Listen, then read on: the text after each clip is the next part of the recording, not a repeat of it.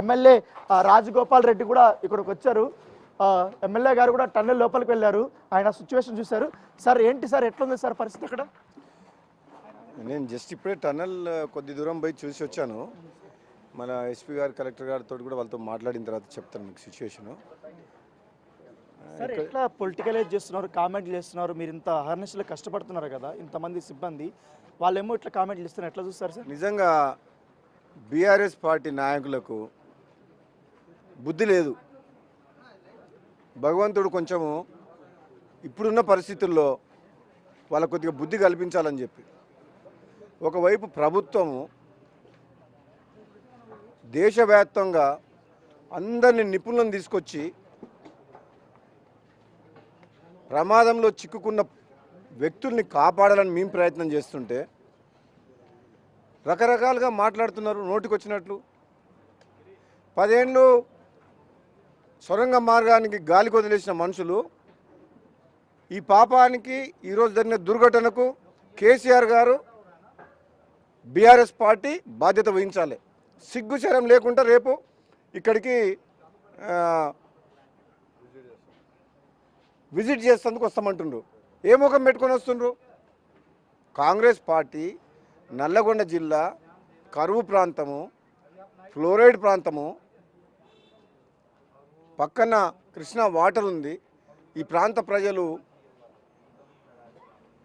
చాలా రకాలుగా నష్టపోతారని చెప్పి సొరంగ మార్గము ఆ రోజు రాజశేఖర రెడ్డి గారు మొదలు పెడితే దాదాపు 34 కిలోమీటర్లు కంప్లీట్ చేస్తే 10 ఏళ్ల పాటు లక్షల కోట్ల ప్రాజెక్టుల మీద అప్పులు తీసుకొచ్చి కనీసం ఒక 2000 కోట్ల రూపాయలు ఖర్చు పెట్టి ఉంటే ఈరోజు నల్గొండ జిల్లా సస్యశ్యామలమయ్యేది. ఏనాడు ఆ ప్రయత్నం చేయలేదు. కాంగ్రెస్ పార్టీ అధికారంలోకి వచ్చిన తర్వాత మొట్టమొదటిసారిగా వెంటనే సొరంగ మార్గం కంప్లీట్ చేయాలి. మన ఇరిగేషన్ మినిస్టర్ ఉత్తమ్ కుమార్ రెడ్డి గారు, సోదరులు వెంకటరెడ్డి గారు, మేమందరం కలిసి కాంట్రాక్టర్తో చర్చలు నడిపి అధికారులతో మాట్లాడి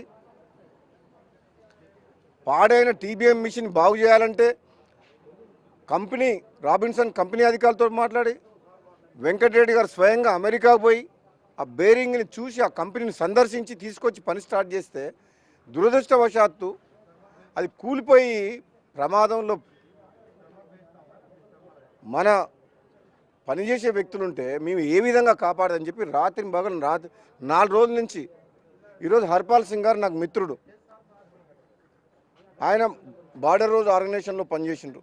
ఉత్తమ్ కుమార్ రెడ్డి గారికి స్నేహితుడు. నేను 4 రోజుల నుంచి వెంటబడ్డ, ఫోన్ చేసి మాట్లాడి ఈరోజు పిలిపియడం జరిగింది. ఉత్తమ్ కుమార్ రెడ్డి గారు, వెంకటరెడ్డి గారు తీసుకురావడం జరిగింది.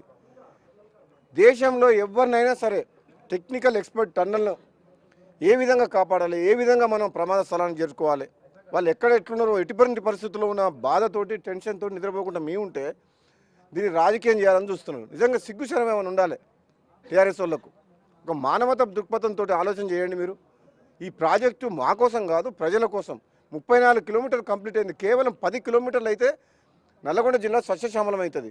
ఆ ఉద్దేశంతో మేము చేస్తుంటే ఇంత పెద్ద ఘటన జరిగి మేము ఎంతో బాధలో ఉన్నప్పుడు దీన్ని రాజకీయం చేస్తున్నారు. సరైన ప్రణాళిక లేకుండానే ప్రారంభించడం వల్లనే ఈ ప్రమాదం జరిగిందనేసి కేటీఆర్ అంటున్నారు. మరి మీ దగ్గర ప్రణాళికలు ఉంటే 10 ఏళ్ల పాటు ఏం పీకిరు పండుకుండ్రా, ఫామ్ హౌస్లో పండుకుండ్రా? మేము కాంగ్రెస్ పార్టీ ప్రభుత్వం వచ్చినప్పటి నుంచి ఈ ప్రాజెక్ట్ ఎట్లా స్టార్ట్ చేసి ఎట్లా కంప్లీట్ చేయాలని మేము చూస్తున్నాం. సంఘటన జరగడం దురదృష్టకరం. మీరు ఎప్పుడైనా ఈ సొరంగ మార్గాన్ని కంప్లీట్ చేయాలి, కొన్ని వేల కోట్లు ఖర్చు పెట్టినాం, ఈ నల్లగొండ జిల్లాకు న్యాయం చేయాలని చెప్పి అడిగినరా, ఆలోచన చేసిండ్రా? ఏదో దుర్ఘటన జరిగిందని చెప్పి ఈరోజు మీరు మాట్లాడుతూ తప్పితే ఇక్కడికి ముఖ్యమంత్రి రావట్లేదనేసి అంటున్నారు. ముఖ్యమంత్రి గారు ఎప్పటికప్పుడు పర్యవేక్షిస్తుండ్రు. ప్రతిరోజు ఉత్తమ్ కుమార్ రెడ్డి గారు వస్తుండ్రు. వెంకటరెడ్డి గారు మధ్యలో ప్రమాదం జరిగినప్పుడు లేకుండే, ఆయన ప్రమాదం హైదరాబాద్కి వచ్చిన వెంటనే ప్రతిరోజు ఆయన వస్తుండు. మేమందరం ఎమ్మెల్యేలను కూడా ఎక్కడ ఉన్నా ఏది ఉన్నా ఎప్పటికప్పుడు తెలుసుకుంటున్నాం.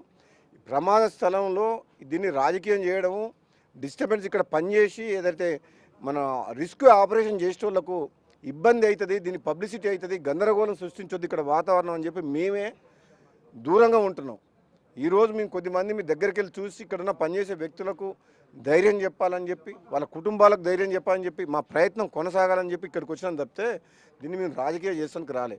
ఇప్పుడున్న పరిస్థితుల్లో తెలంగాణ సమాజమే కాదు, దేశ ప్రజలందరూ మోడీ ప్రధానమంత్రి గారు కూడా రేవంత్ రెడ్డి గారికి ముఖ్యమంత్రి గారికి ఫోన్ చేసి మాట్లాడిండు, ఏ సహాయం కావాలన్నా చేస్తామని చెప్పారు.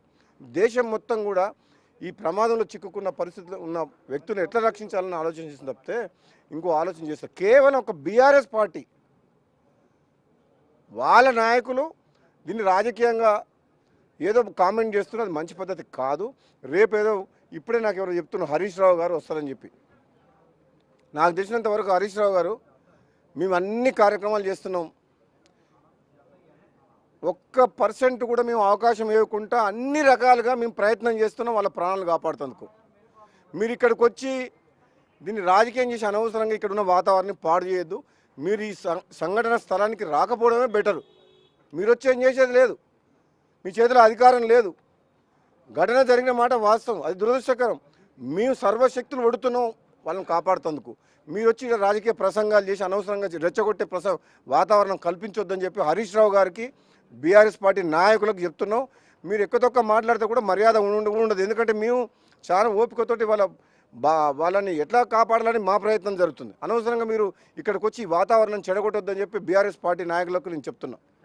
సో ఇది ఎమ్మెల్యే రాజగోపాల్ రెడ్డి వారు చెప్తున్నారు. ఎందుకంటే చాలా అహర్నిశలు కూడా మేము కష్టపడుతున్నాము, ఇంత రెస్క్యూ ఆపరేషన్లో కూడా మేము పాల్గొంటుంటే అనేక చర్యలు కూడా తీసుకుంటే ఎక్స్పర్ట్స్ని పిలిపిస్తుంటే ఇక్కడ ఏమీ జరుగుతున్నట్టుగా ప్రభుత్వం మీద నిందలు వేసే విధంగా కూడా వీళ్ళు కామెంట్లు చేయడము, రాజకీయమైనటువంటి కామెంట్లు చేయడము, పైగా ప్రభుత్వాన్ని దిగజార్చే విధంగా కూడా వీళ్ళు కామెంట్లు చేయడం పట్ల కూడా ఆయన ఫైర్ అయినటువంటి పరిస్థితి.